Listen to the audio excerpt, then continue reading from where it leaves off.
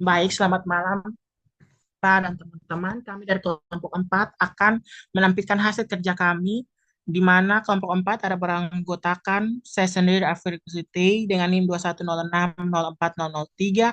Kemudian yang kedua ada Titi Amelia Vola dengan NIM 21060404016. Kemudian yang ketiga ada Yunita Watilau 210604017. Kemudian 4 ada Teofani E. Surman dengan NIM 210604046. Yang kelima ada Francisca Dambo dengan NIM 21060404059. Dan yang terakhir ada Cecilia Ome dengan NIM 210604073. Kami akan masuk dalam pokok pembahasan di mana langsung pada pembagian di kelompok kami di 4.4 model 2 populasi saling bebas dengan usaha pemanenan konstan, di mana kita lihat ada model 2 populasi saling bebas dengan usaha pemanenan konstan dari model sesuai yang sudah ditampilkan pada slide, sesuai dengan di slide, kemudian dikembangkan menjadi dx dt sama dengan rx 1 kurang x per k dikurang Q1 S1X, kemudian DY per DT juga demikian. Sehingga kita bisa hasilkan menjadi suatu persamaan pertama.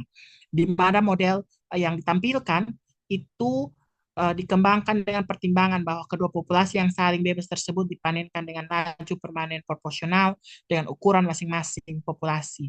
Dari Q1 dan Q2 masing-masing menyatakan koefisien keterangkapan untuk populasi X dan populasi Y.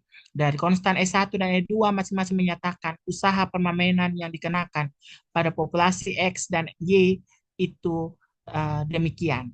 Kemudian untuk pembicara kedua, waktu dan tempat saya persilakan kepada teman saya, Cecilia Ome. Kita akan masuk pada bagian di mana dx sama dengan dt, dx bagi dt sama dengan rx kali 1 kurang x per k kurang E1x. Dan dy sama dengan dy bagi dt sama dengan sy dikali 1 kurang y per L kurang E2y. Di sini kita akan asumsikan R kurang E1 lebih besar 0 dan SE E2 lebih besar 0 adalah E1 E2 elemen R, di mana R sama dengan E1 E2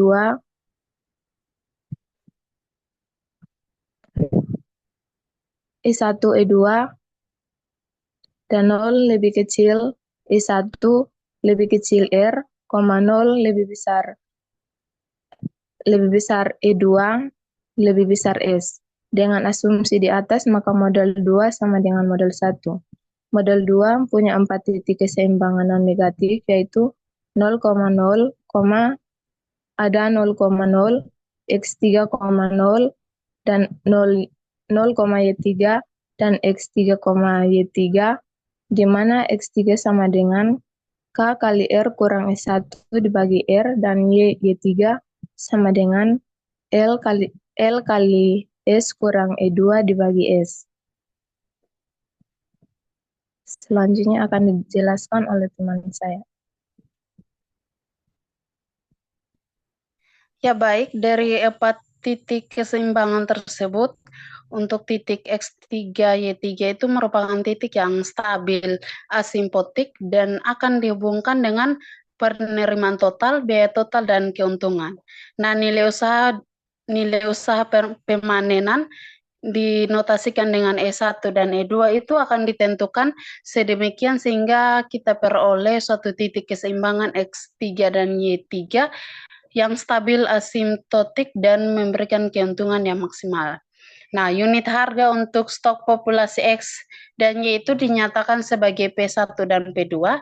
Biaya total diasumsikan dengan usaha pemanenan E1 dan E2 dengan koefisien C1 dan C2, maka penerimaan total akan dinyatakan sebagai fungsi terhadap E1 dan E2. Nah, fungsi penerimaan total atau TR yang bersesuaian dengan titik keseimbangan X3 dan Y3 itu dinyatakan sebagai TR sama dengan TRX tambah TRY, itu sama dengan P1 kali K dikali dengan E1 dikurangi dengan P1 kali K dibagi dengan R dikalikan dengan E1 kuadrat ditambah dengan P1 dikali L dikali E2 dikurangi dengan P2 dikali L dibagi dengan S kemudian dikali dengan E2 dikuadratkan.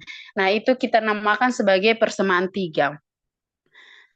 Nah, selanjutnya kita akan melihat fungsi biaya total atau TC yang bersesuaian dengan titik keseimbangan X3, Y3 yang dinyatakan sebagai TC sama dengan C1 dikali E1 ditambah C2 dikali E1, itu kita namakan persamaan 4. Nah, dari fungsi penerimaan total TR dan fungsi biaya total TC itu kita peroleh fungsi keuntungannya itu adalah Pi sama dengan TR tambah TC, itu sama dengan P1 dikali K dikurangi dengan C1, kemudian dikali dengan E1 dikurangi dengan P1 dikali K dibagi R, kemudian dikali dengan E1 kuadrat, ditambah dengan P1 dikali P2 dikali L, dikurangi dengan C2, kemudian dikali dengan E2 dikurangi P2 dikali L per S, kemudian dikalikan dengan E2 kuadrat. Itu kita namakan dengan persamaan 5 bintang. Nah, selanjutnya kita menentukan titik stasioner dari fungsi keuntungan. Maka dari persamaan 5 kita akan peroleh turunan parsial dari Pi terhadap E1 itu teman-teman bisa lihat, dan turunan parsial dari Pi terhadap E2 teman-teman bisa lihat pada persamaan 6. Nah, selanjutnya kita peroleh turunan keduanya, teman-teman bisa lihat pada persamaan 7. Nah, slide selanjutnya.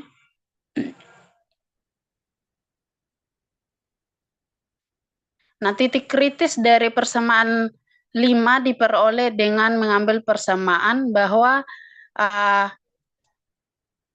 secara simultan terhadap E1 dan E2. Dengan demikian kita akan peroleh titik kritis E1 bintang dan E2 bintang, di mana E1 bintang itu sama dengan R dikali dengan P1 dikali K dikurangi C1 dibagi dengan 2 dikali P1 dikali K, dan E2 bintang itu sama dengan S dikali P2 dikali L dikurangi C2 dibagi dengan 2 dikali P2 dikali L. Nah, titik kritis dari E1 bintang dan E2 bintang ini termuat dalam R karena sebelumnya itu kita telah asumsikan bahwa E1 dan E2 ini bernilai positif. Nah, untuk menjamin E1 dan E2-nya itu bernilai positif, maka kita asumsikan bahwa P1 itu lebih besar dari C1 per K dan P2 itu lebih besar dari C2 per L.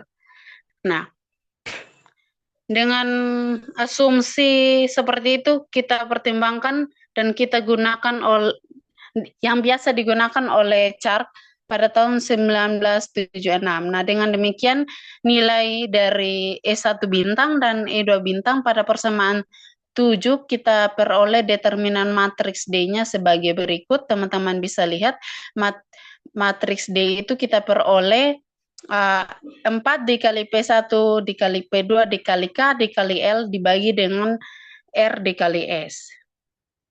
Nah, dari kalkulus diketahui bahwa titik E1 bintang dan titik E2 bintang ini memberikan keuntungan maksimal multak pada R, maka nilai keuntungan maksimal diberikan oleh Pi maksimum sama dengan Pi dikali dengan E1 bintang dan E2 bintang. Nah, penjabaran selanjutnya teman-teman bisa lihat. Nah, titik kritis dari E1 bintang dan E2 bintang ini ternyata mempengaruhi kestabilan titik keseimbangan X3 dan Y3. Hal ini disebabkan karena nilai-nilai usaha pemanenan yang memberikan keuntungan maksimal tidak mempengaruhi keberadaan titik keseimbangan yang non-negatif, sehingga nilai-nilai usaha itu pemanenan. Nah, selanjutnya akan dijelaskan oleh teman saya. Baik, untuk contoh 4.2, pertimbangan model dan 4.5, yaitu contohnya sudah dijelaskan dengan nilai parameter R-nya itu sama dengan 1,5, S-nya itu sama dengan 2,1, K-nya sama dengan 1000, L-nya sama dengan 2000, untuk P1-nya sama dengan 10, P2-nya sama dengan 15, C1-nya sama dengan 5, C2-nya sama dengan 7. Untuk ini nilai parameter tersebut diperoleh nilai kritis usaha pemanenan E1 bintang dan E2 bintang. Untuk nilainya yaitu 0,74 dan juga 0,99 sekian. Dan titik keseimbangan non negatifnya yaitu X3, Y3, di mana nilainya yaitu 500, sekian, 500, 2500, 1000, dan juga 2333. Jika kedua populasi ini dipanenkan dengan usaha pemanenan pada titik kritis tersebut, maka diperoleh keuntungan maksimal sebesar Pmax. Pmax-nya itu nilainya itu yaitu 18,739 sekian.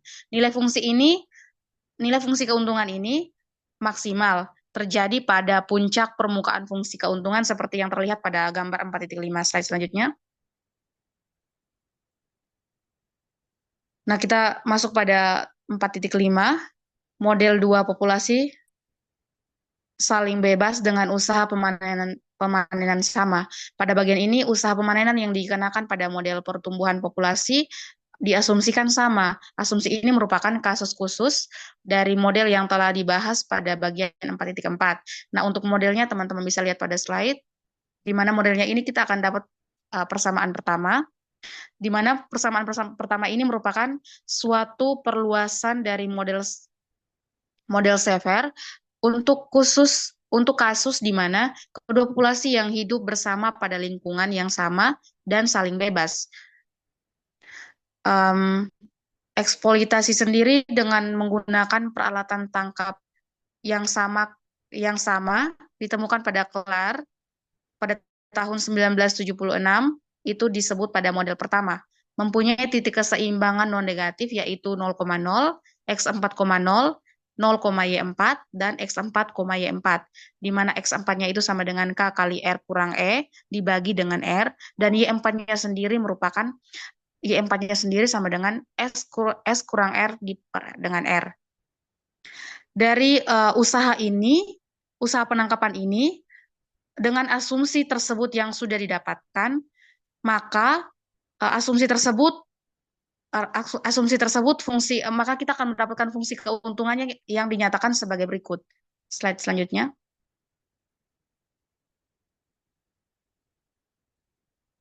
Kita akan dapat asumsinya sebagai berikut, yaitu P, X, Y, dan E sama dengan P1 kali E tambah P2 YE kurang CE sama dengan P1 tambah P2 kurang C kali E. Ini kita akan dapat model kedua. Untuk solusi keseimbangannya sendiri, ada turunan dari dx per dt sama dengan dy per dt sama dengan 0. Itu untuk model yang pertama. Nah, selanjutnya kita akan mendapatkan model yang ketiga yang tertera pada slide. Terdapat beberapa kasus yang dapat ditinjau sehubungan dengan garis atau dengan model 3 sebagai contoh untuk keperluan analisis. Anggaplah bahwa R itu lebih kecil dari S. Ini kita dapatkan persamaan yang keempat atau model yang keempat. Dengan kondisi 4 dan garis elemen yang ketiga, itu memotong sumbu Y pada Y bar sama dengan L kali 1 kurang Y per S. Ini disebut dengan model 5 atau persamaan kelima. Maka selanjutnya kita akan mencari persamaan keenam dengan keseimbangan bionomik dari usaha eksploitasi dikarakteristikan oleh persamaan 3 berdasarkan dengan kondisi. Model keenamnya tertera pada slide. Selanjutnya akan dijelaskan oleh teman saya. Baik, tadi kita sudah peroleh persamaan 6, di mana jika P1X tambah P2Y kurang C lebih besar 0 untuk setiap titik S, Y pada segmen garis keseimbangan pada persamaan 3, usaha eksploitasi tidak mampu untuk menghasilkan keuntungan.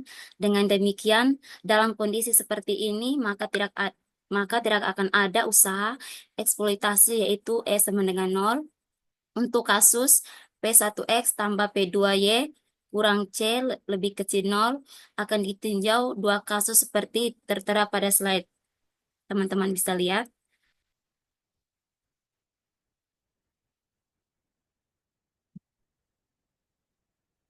Nah, pada kasus pertama, gambar 4.6, garis keuntungan 0, Pi sama dengan 0, memotong garis keseimbangan pada titik S, Y, di mana X dan Y keduanya bernilai positif.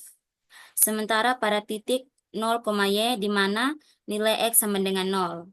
Dari persamaan 5 dan persamaan 6, diketahui bahwa syarat perlu dan cukup untuk X bernilai positif adalah C per P2 lebih kecil Y bar. Dalam kasus di mana R lebih kecil S dan Y bar lebih besar C per P2, kedua-keduanya terpenuhi, maka usaha eksploitasi ini akan mengakibatkan kepunahan populasi X. Selanjutnya akan dianalisis kebijakan pemanenan untuk diagram keuntungan usaha yang statik.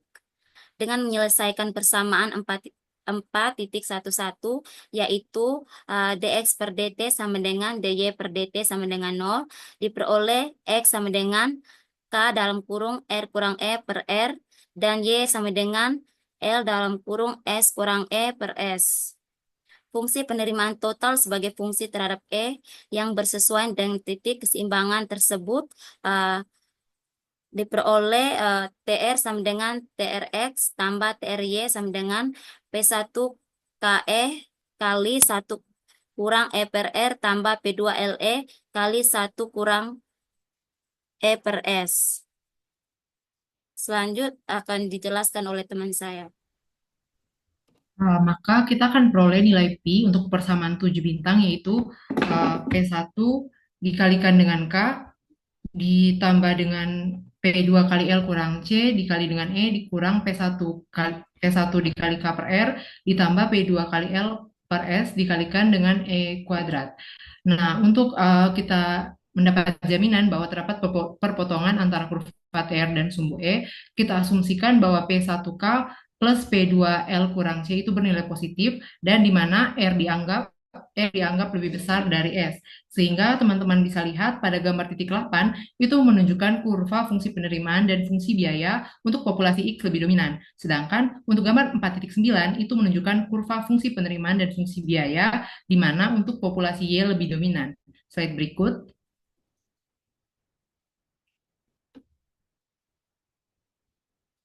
Nah, pada gambar 4.10 menunjukkan kurva penerimaan dan fungsi biaya untuk populasi X dan Y itu sama-sama dominan.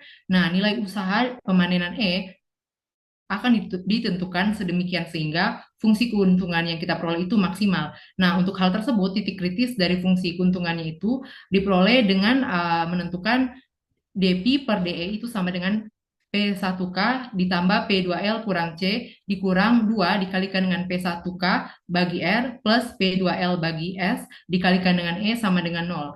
Nah, dari persamaan kita peroleh bahwa ternyata titik kritis E sama dengan E bintang, di mana untuk E bintang sendiri itu sama dengan R kali S dikali dengan P1K ditambah P2 kali L kurang C dibagi dengan 2 dikali dengan P1SK ditambah P2 dikali R kali L. Nah, karena D kuadrat Pi per DE kuadrat itu sama dengan min 2 P1K dibagi dengan R plus P2L dibagi dengan S bernilai negatif. Untuk E sama dengan E bintang, maka untuk titik kritis E sama dengan E bintang ini sudah memberikan nilai maksimal pada fungsi keuntungan. Slide berikut. Nah, dalam kasus E bintang lebih kecil dari 0, E bintang lebih besar dari 0, lebih kecil dari R pada gambar titik 8 untuk persamaan 7 digunakan untuk menentukan nilai fungsi keuntungan yang maksimal, di mana populasi X mampu memberikan manfaat ekonomi yang lebih besar dibandingkan populasi Y. Sedangkan untuk kasus R kurang dari E bintang kurang dari S pada gambar 4.9 untuk persamaan 7 bintang digantikan oleh persamaan Pi sama dengan P1K dikurang C dikalikan dengan E dikurang P1 kali K dibagi R dikali E kuadrat itu digunakan untuk menentukan nilai fungsi keuntungan yang maksimal. Nah, dalam situasi ini populasi Y lebih dominan daripada populasi X. Sekiranya kasus ini berlaku, maka memaksimalkan fungsi keuntungan akan mengarahkan pada kepunahan populasi X. Nah, sedangkan untuk pada gambar 4.10, ada dua titik kritis yang memberikan keuntungan maksimal, yaitu titik kritis E sama dengan E1 bintang dan titik kritis E sama dengan E2 bintang. Dengan E1 bintang lebih besar dari 0 kurang dari R dan E2 bintang lebih besar dari R tetapi kurang dari S. Nah, untuk fungsi keuntungan ini, titik kritis E sama dengan E1 bintang menggunakan persamaan 4.17, sementara untuk titik kritis E sama dengan E2 bintang ini digunakan fungsi Pi sama dengan P2 kali L kurang C dikalikan lagi dengan E dikurang P2L bagi S dikali dengan E kuadrat. Nah, untuk mendapatkan fungsi ini digunakan untuk mendapatkan keuntungan yang maksimal. Nah, kedua titik kritis dapat memberikan keuntungan maksimal yang sama. Selanjutnya, apabila kita menggunakan titik kritis E sama dengan E1 bintang, maka kedua populasi akan tetap lestari. Tetapi, jika kita menggunakan titik E sama dengan E2 bintang, maka hanya populasi X yang akan tereliminasi dan populasi Y tetap lestari. Baik, demikian presentasi dari kelompok kami. Kami ucapkan terima kasih dan mohon maaf untuk